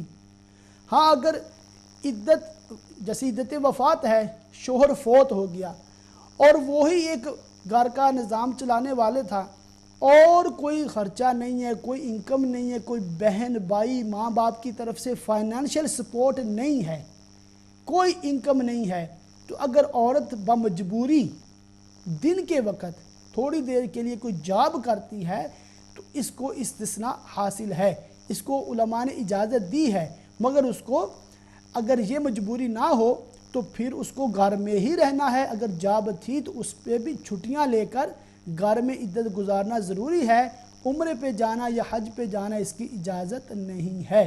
اس کو تمام ہی ناظرین نوٹ فرما لیں، اور کسی قسم کا سفر بھی اختیار عورت نہیں کر سکتی، بلکہ حکم یہ ہے کہ اگر عورت سفر پر ہے تو فوراً اپنے شوہر کے مکان پر آ جائے اور وہاں پر عدت پوری کرے۔ ایک اور کالر ہیں، السلام علیکم۔ شاید کال ڈراپ ہو گئی تو دوبارہ آپ کوشش کر لیں، انشاءاللہ آپ کی کال کو شامل کر لیا جائے گا۔ تو ایک اور سوال جو ہے وہ ایک بہن نے یہ پوچھا ہے کہ وصیت جو ہے وہ 1/3 میں کی جاتی ہے، تو کیا جو وصیت پر عمل ہے وہ قرضے کی ادائیگی سے پہلے یعنی ٹوٹل کا 1/3 ہے یا قرضہ ادا کرنے کے بعد جو باقی بچے گا اس کا 1/3 ہے؟ تو اس کا جواب یہ ہے کہ جو قرضہ ہے پہلے ادا کیا جائے گا، اب جو باقی بچے گا اس کا 1/3 جو ہے اس میں سے وصیت نافذ کی جائے گی۔ ایم خان صاحب ہیں براڈ فورڈ سے، السلام علیکم۔ وعلیکم السلام ورحمۃ اللہ وبرکاتہ۔ حضور علامہ پروردگار عالم کی پاک بارگاہ میں شکر ادا کرتا ہوں جس رب کعبہ نے معراج شریف کا مہینہ عطا فرما کے ایک صاحب علم بزرگ سے عالم دین سے مسائل پوچھنے کا ذریعہ بنایا ہوا چینل پر، اس عظیم نعمت پر رب کی پاک بارگاہ میں شکر کرتا ہوں آخری نبی کے صدقے۔ علامہ صاحب 2 حدیث مبارکہ کا مفہوم سمجھنا چاہتا ہوں، اس کے بعد معراج کے بارے میں عرض کروں گا، پوچھوں گا۔ حضور ایک حدیث مبارکہ کا مفہوم میری جو سمجھ میں ہے اس کا مفہوم پوچھنا چاہتا ہوں۔ حضور پر نور صلی اللہ علیہ وسلم کی پاک بارگاہ میں ایک صحابی حاضر ہوئے، کہنے لگے یا رسول اللہ قربان جاؤں، ہمارے محلے میں ایک محترمہ ہے، ساری رات عبادت ریاضت کرتی ہے، دن کو روزہ رکھتی ہے، لیکن اپنے ہمسائے دائیں بائیں جو لوگ ہیں ان کو بہت تنگ کرتی ہے۔ اسی طرح دوسرا صحابی آیا، اس نے یہ عرض کی یا رسول اللہ ہمارے محلے میں بہت نیک سیرت بزرگ ہیں، نماز روزہ رات کو ساری رات جاگتے ہیں، دن کو روزہ رکھتے ہیں، لیکن اپنے ہمسایوں کو محلے میں بہت تنگ کرتے ہیں۔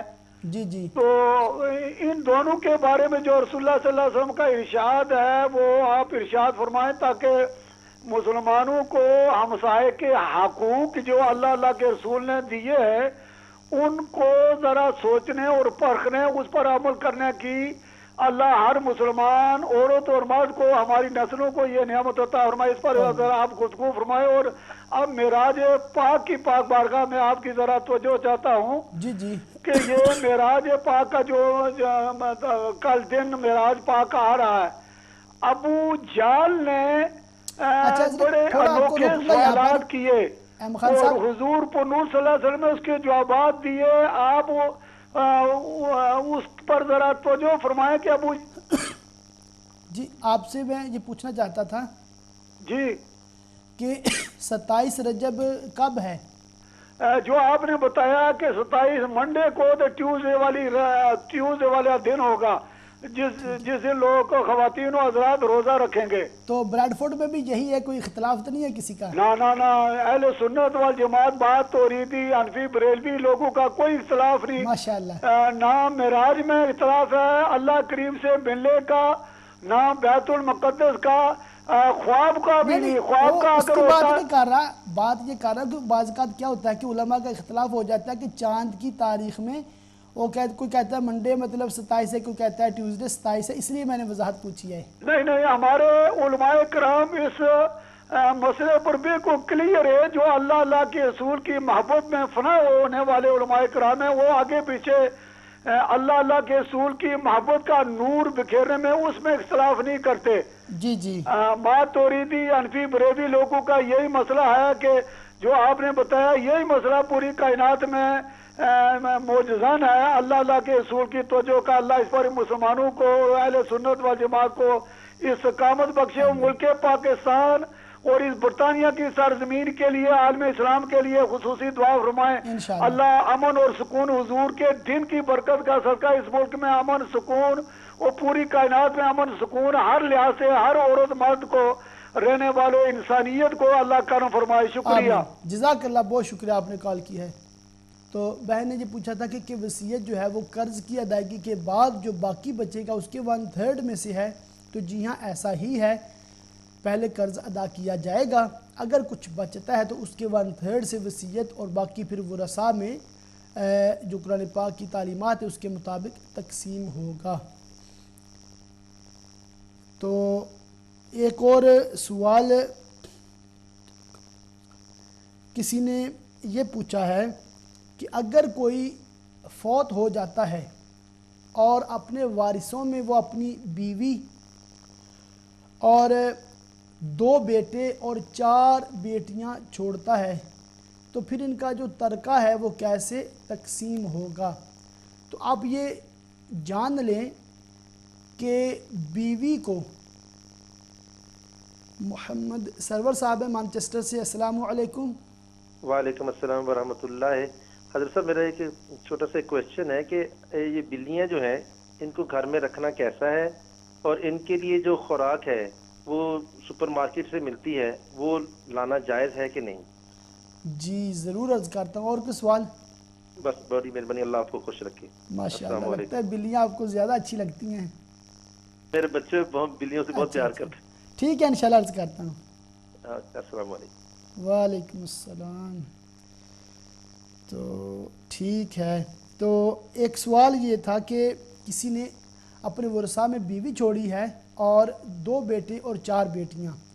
तो तमामी नाज़रीन तवज्जो फरमाएं, अगर शोहर का इंतकाल हो और उसकी कोई औलाद ना हो तो पूरे माल का जो है वो चौथा हिस्सा यानी 100 में से 25% वो उसकी बीवी को मिलेगा।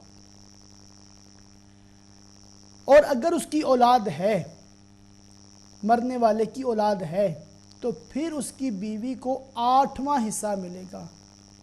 8वां हिस्सा मिलेगा मतलब अगर टोटल माल के 8 हिस्से किए जाएं तो 8 में से 1 जो है वो उसकी बीवी को दिया जाएगा, और जो बाकी 7 बचते हैं वो इस तरह तकसीम किए जाएंगे कि जैसे कुरान पाक में है कि लिज़्ज़करी मिस्लु हज़्ज़िल उन्सयैन, कि लड़के का हिस्सा लड़की से डबल है, दुगना है। मिसाल है कि किसी ने 4 बेटियां और 2 बेटे छोड़े हैं और इनका जो हिस्सा आता है वो है 80 पाउंड। 80 पाउंड है, 80 पाउंड हैं, तो इनको आप इनमें तकसीम कैसे किया जाए? तो तकसीम यूँ होगी कि हर बेटी को 10-10 मिलेंगे और बेटों को 20-20 मिलेंगे। चूँकि 4 बेटियां हैं तो उनको फिर 40 आ गए और 2 बेटे हैं उनको भी 40 आ गए। तो यूँ लिज़्ज़करी मिस्लु हज़्ज़िल उन्सयैन कि एक लड़के का हिस्सा 2 लड़कियों के बराबर हो जाए। لڑکے کو 20، 2 لڑکیوں کو بھی 20، تو اس طرح تقسیم ہوگی۔ تو آپ یہ بھی یاد رکھیں کہ اگر مرنے والے کے والدین حیات ہوں، دونوں میں سے ایک یا دونوں زندہ ہوں، تو ان کو بھی اس میں سے حصہ ملے گا۔ مثلا ماں کو جو ہے وہ ٹوٹل مال کا 6واں حصہ، یہ ماں کا حق ہے اگر اس کی اولاد وغیرہ ہے، تو ٹوٹل مال کا 6واں حصہ اس کی ماں کو دیا جائے گا، یہ شریعت نے اس کو حق دیا ہے۔ تو اس کی مزید ڈیٹیل ہے، وہ بھی ممکن ہوا تو انشاءاللہ میں سوالوں کے جوابات عرض کرنے کے بعد بتاؤں گا کہ کس وارث کا کتنا حصہ ہے۔ ایک اور سوال آیا ہے، وہ امید ہے کہ تمام ہی ناظرین کے لیے بڑا امپورٹنٹ ہوگا۔ وہ بہن نے یہ سوال کیا ہے کہ ان کو یہ پرابلم ہے کہ ان کے جو منتھلی پیریڈز ہیں، مخصوص ایام ہیں، وہ نہیں آتے، اور کوئی مرض کا نام انہوں نے غالباً لیا ہے، تو اب اس مرض کی کیا تفصیل ہے وہ مجھے زیادہ معلوم نہیں ہے۔ میں ایک اصول آپ کو بتا دیتا ہوں، امید ہے تمام ہی ناظرین کے لیے بڑی معلوماتی ہوگا کہ اگر کسی خاتون کو مخصوص ایام نہیں آتے، بالکل نہیں آتے، آنا ختم ہو گئے ہیں، تو ایسی خاتون کو عائسہ کہا جاتا ہے۔ سن ایجاز کو اگر وہ پہنچ گئی ہے، یا وہ ایسی کوئی ٹیبلٹ وغیرہ یوز کرتی ہیں جس سے یہ ماہواری نہیں آتی، تو اب وہ ان کے سارے ہی دن پاکی کے دن ہی کہلائیں گے، اس میں کوئی پرابلم نہیں ہے۔ مگر اکثر کیا ہوتا ہے کہ ان کے جو ماہانہ پیریڈ اس طرح سٹاپ ہو جاتے ہیں کہ کنٹینیوسلی بلیڈنگ ہوتی ہے، یعنی ہر روز بلیڈنگ ہوتی رہتی ہے، جس کو شریعت میں استحاضہ کہا گیا ہے۔ اس کی بھی احادیث مبارکہ میں بالتفصیل پیارے پیارے آقا مدینے والے مصطفیٰ صلی اللہ علیہ وسلم نے اس کے احکام بیان فرمائے ہیں۔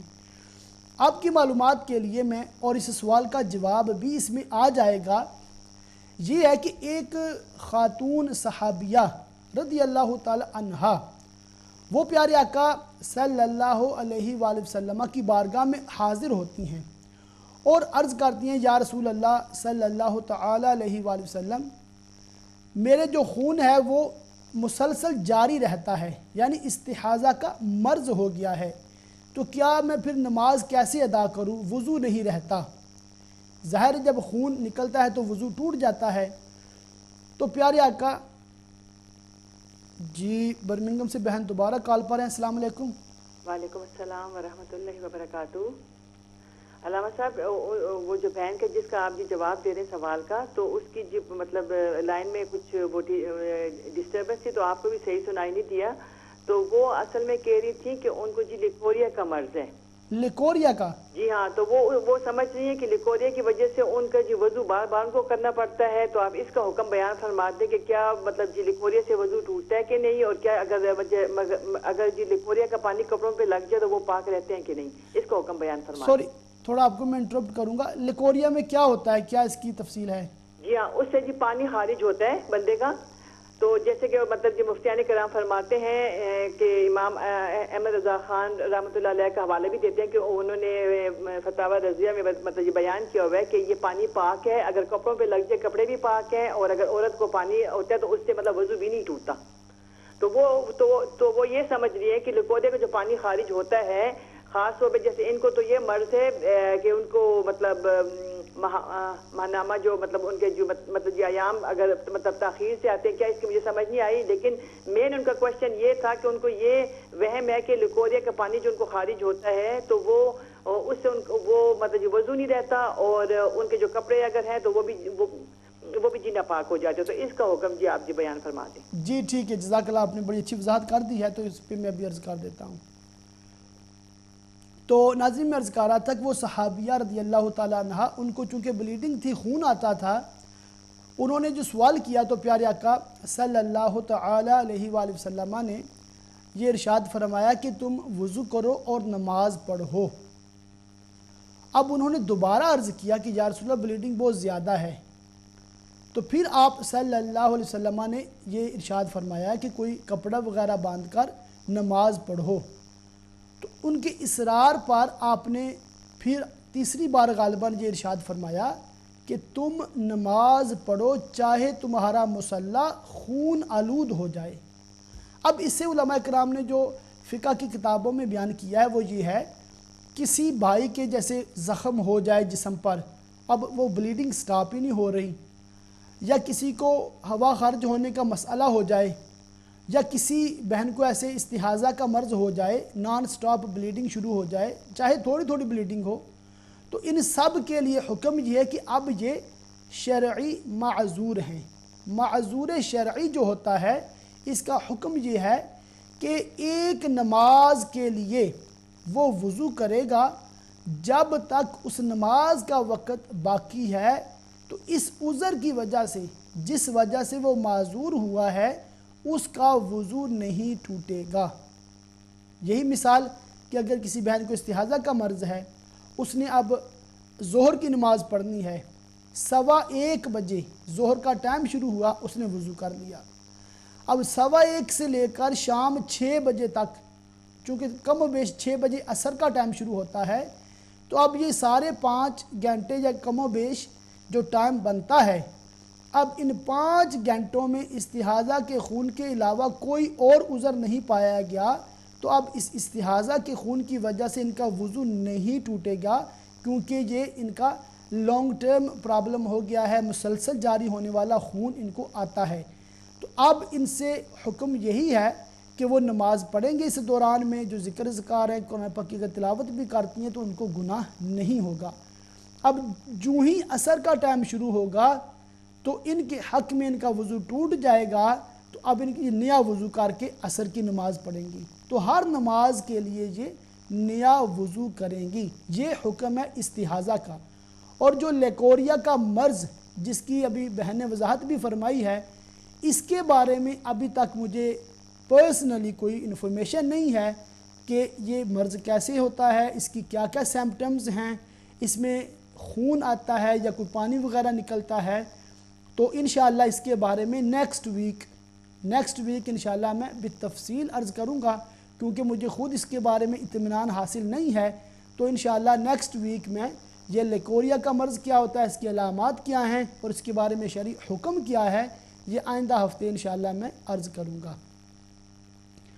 ایک اور سوال جو کیا گیا ہے وہ ہمارے ایم خان صاحب نے کیا ہے کہ حدیث پاک 2 حدیث مبارکہ کا خلاصہ ہے کہ آپ کی بارگاہ میں عرض کیا گیا کہ یا رسول اللہ صلی اللہ علیہ وآلہ وسلم کہ ایک عورت ہے، وہ ساری رات نوافل پڑھتی ہے، دن میں روزے بھی رکھتی ہے، مگر اپنے ہمسایوں کو تنگ کرتی ہے، اور دوسری ایک عورت ہے جو نماز روزے اتنے زیادہ نہیں پڑھتی، یعنی کہ نوافل کی کثرت نہیں کرتی، مگر وہ اپنے پڑوسیوں اپنے رشتہ داروں کے ساتھ اچھا سلوک کرتی ہے، تو ان دونوں کا کیا حکم ہے؟ تو پیارے آقا صلی اللہ علیہ وسلم نے ارشاد یہی فرمایا کہ جو اپنے ہمسایوں اور رشتہ داروں کا خیال رکھتی ہے وہ عورت افضل ہے، وہ اس کا عمل بہتر ہے۔ تو ہمیں نماز روزے کے ساتھ ساتھ اپنے رشتہ داروں اپنے دوست احباب کے ساتھ بھی حسن سلوک رکھنا چاہیے، اس کی بہت تاکید آئی ہے۔ اور آپ نے پھر یہ فرمایا کہ معراج شریف کا جو معجزہ ہے اس پر بڑے اعتراض کیے جاتے ہیں، کوئی کہتا ہے کہ یہ معجزہ صرف ایسے ہے کہ آپ کو خواب آیا تھا، کوئی کہتا ہے کہ جسمانی ہے، کوئی کہتا ہے روحانی ہے، تو اس پر کیا مطلب بہت زیادہ اعتراضات لوگ کرتے ہیں، تو ان کو کیا جواب دیا جائے؟ تو دیکھیں معراج شریف کا معجزہ یہ ہے کہ پیارے پیارے آقا مدینے والے مصطفیٰ صلی اللہ علیہ وآلہ وسلم کو اللہ تعالیٰ نے 27 رجب کی جو رات ہے اس رات میں مکہ مکرمہ سے حضرت سیدنا جبریل امین جو کہ تمام فرشتوں کے سردار ہیں ان کو بھیجا، وہ براق ایک جنتی سواری لے کر حاضر ہوتے ہیں، اور اس سواری پر پیارے آقا مدینے والے مصطفیٰ صلی اللہ علیہ وسلم سوار ہوتے ہیں۔ اس میں کافی تفصیل ہے، میں ڈیٹیل میں نہیں جا رہا، میں ایک بنیادی بات بتا رہا ہوں۔ آپ اس پہ سوار ہو کر پہلے بیت المقدس جاتے ہیں، فلسطین جو یروشلم بھی کہتے ہیں، وہاں پر تمام انبیاء کرام علیہ السلام کی امامت فرماتے ہیں، اور پھر وہاں سے 7 آسمانوں کی سیر فرماتے ہیں، سدرۃ المنتہا تک تشریف لے جاتے ہیں۔ وہاں پر جو حضرت سیدنا جبریل امین علیہ السلام ہے وہ وہاں پر رک جاتے ہیں۔ وہاں سے آگے جو لامکان کا سفر ہے، یعنی وہاں سے کوئی آگے ڈائریکشن نہیں ہے کہ اوپر گئے، نیچے گئے، رائٹ گئے، لیفٹ گئے، کوئی ڈائریکشن نہیں ہے، کوئی منزل نہیں ہے، کوئی سنگ میل نہیں ہے، کوئی سائنس نہیں ہے۔ وہاں سے پیارے آقا صلی اللہ علیہ وسلم خود آگے تشریف لے جاتے ہیں، لامکان کی سیر کرتے ہیں، اور روایات میں ایسی آتا ہے کہ عرش جو ہے اللہ تعالیٰ کا، اس کے درمیان جو ہے وہ سدرۃ المنتہا سے 70,000 پردے ہیں، اور اس طرح پھر آپ عرش سے بھی اوپر تشریف لے جاتے ہیں اور اللہ تعالیٰ کے قرب خاص میں پہنچ جاتے ہیں، اور اللہ تعالیٰ کا سر کی آنکھوں سے دیدار فرماتے ہیں، اور جو باتیں ہوتی ہیں، نماز کی فرضیت ہوتی ہے اور کافی تفصیل، پھر آپ واپس تشریف لاتے ہیں۔ یہ سارا واقعہ جب ہو چکا، اس کی جو 27ویں کی جو صبح ہوتی ہے، پیارے آقا صلی اللہ علیہ وسلم مکہ مکرمہ میں کفار کو، مسلمانوں کو یہ واقعہ بتاتے ہیں کہ رات میں نے یہ سیر کی ہے۔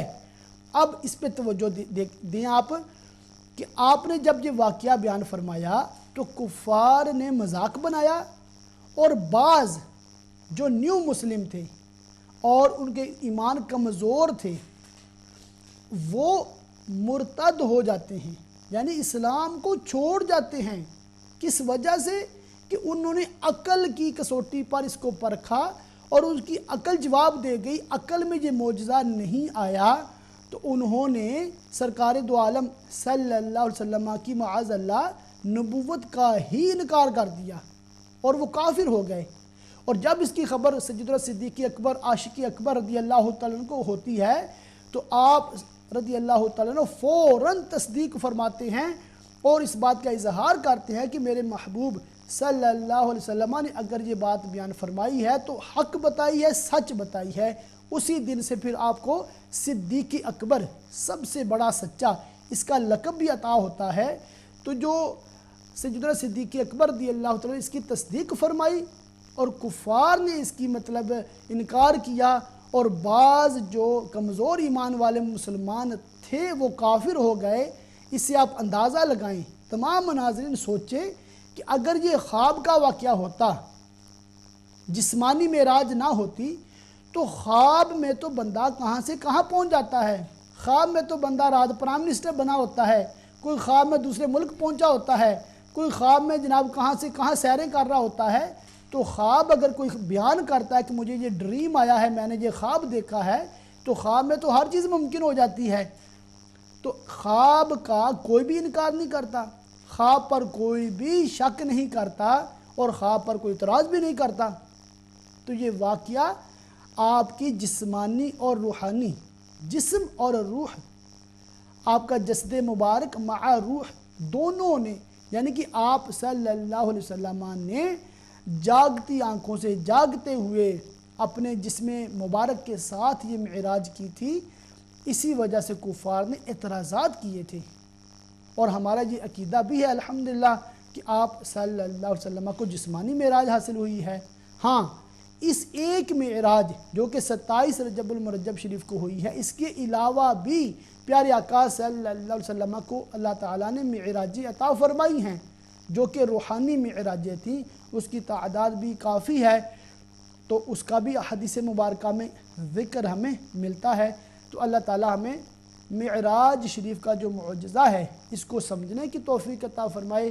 میں تمامی ناظرین سے عرض کروں گا کہ اپنی اپنی مساجد میں ہونے والے معراج شریف کے پروگرامز میں ذوق و شوق کے ساتھ خود بھی حاضر ہوں، دوسرے لوگوں کو بھی دعوت دے کر لے جائیں، اور اس کے بارے میں علماء کرام نے جو کتابیں تحریر کی ہیں، اس معجزے میں پیارے آقا صلی اللہ علیہ وسلم کی کتنی شان، کتنی فضیلتوں کا بیان ہے، انبیاء کرام علیہ السلام کے خطبوں کا بیان ہے، اور پھر آپ نے اس رات کون کون سے مشاہدات فرمائے ان کا ذکر ہے۔ یہ بہت دلچسپ बड़ी इंफॉर्मेटिव बातें हैं, बड़ी इंटरेस्टिंग बातें हैं। आप इनको ज़रूर पढ़ें, ज़रूर सुनें और ज़रूर आप इनको उलमा किराम के वीडियो बयानात को देखें और इस पर जो एतराज़ात हैं फिर उलमा किराम ने उसके जो जवाबात दिए हैं उनको ज़रूर सीखें। और आखिर में ये भी अर्ज़ करूँगा कि बराह करम अवाम का ये काम नहीं है कि किसी के साथ मुनाजरा करें। अगर कोई इतराज़ करता है अहले सुन्नत के किसी भी मामूलात पर, किसी भी अकीदे पर, किसी भी फ़िक़ह हनफ़ी के मसले पर, उसको फ़ौरन अपने इमाम या आलिम दीन के पास ले जाएं और इंशाअल्लाह वो आलिम दीन उसकी इस्लाह भी फरमाएंगे। क्योंकि बाज़ औक़ात मसला वो ऐसा होता है कि हमारे यहाँ भी वो चीज़ मुस्तहब होती है। आप जब मुनाजरा करने शुरू कर देते हैं तो आप ऐसे दलाइल देने शुरू कर देते हैं जैसे आपको महसूस होता है कि ये मसला फ़र्ज़ में से हो या वाजिब में से हो, तो इस तरह भी आप ख़ता कर जाते हैं। तो आवाम इन बहसों में ना ही पड़े। एक भाई ने ये पूछा है कि मैनचेस्टर से क्या बिल्लियाँ रखना जायज़ है? तो जी हाँ, बिल्लियाँ अगर आप रखना चाहते हैं तो बिल्कुल आप रख सकते हैं। उनकी जो खुराक है वो आप उसका ख़ास एहतमाम करें। जो स्टोर्स में जो खुराक वगैरह मिल जाती है अगर उनकी सेहत के लिए वो बेहतर है, अच्छी है, तो आप उसका इंतज़ाम कर सकते हैं। इंशाअल्लाह आपको इस पर भी सवाब मिलेगा। एक हदीस पाक का खुलासा है, हर तार जिगर में सवाब है, अजर है। यानी कि अगर आप इंसानों मुसलमानों की खिदमत करते, उनको खाना पानी का इंतज़ाम करते, इस पर भी अजर है। और जानवरों को फीड करते, उनको खिलाते पिलाते, इस पर भी अजर है। और एक सहाबी हैं जिनका नाम है अबू हुरैरा, यानी कि बिल्लियों वाले। उन्होंने एक बिल्ली पकड़ी हुई थी तो प्यारे आका सल्लल्लाहु अलैहि वसल्लम ने मुलाहज़ा फरमाया, देखा उनको, तो आपने फरमाया या अबा हुरैरा, ए बिल्लियों वाले। तो इससे अंदाज़ा होता है कि प्यारे आका सल्लल्लाहु अलैहि वसल्लम ने उनको ये लक़ब अता फरमा दिया। तो उनका फिर किताबों में नाम भी अबू हुरैरा ही है, हालांकि असल नाम उनका गालिबन अब्दुर्रहमान था। तो बिल्ली रखना बिल्कुल जायज़ है। तो आखिर में दुआ है कि अल्लाह ताला उम्मा चैनल के मालिकान, इसकी इंतज़ामिया और जितने भी नाज़रीन इसके साथ ताअवुन करते हैं, तमाम के घरों में अपनी खैर बरकत का नुज़ूल फरमाए। अल्लाह ताला हम सब का हामी व नासिर हो। इंशाअल्लाह नेक्स्ट वीक दोबारा हाज़िर होऊंगा, तब तक के लिए इजाज़त दे। अस्सलामु अलैकुम व रहमतुल्लाहि व बरकातुहू।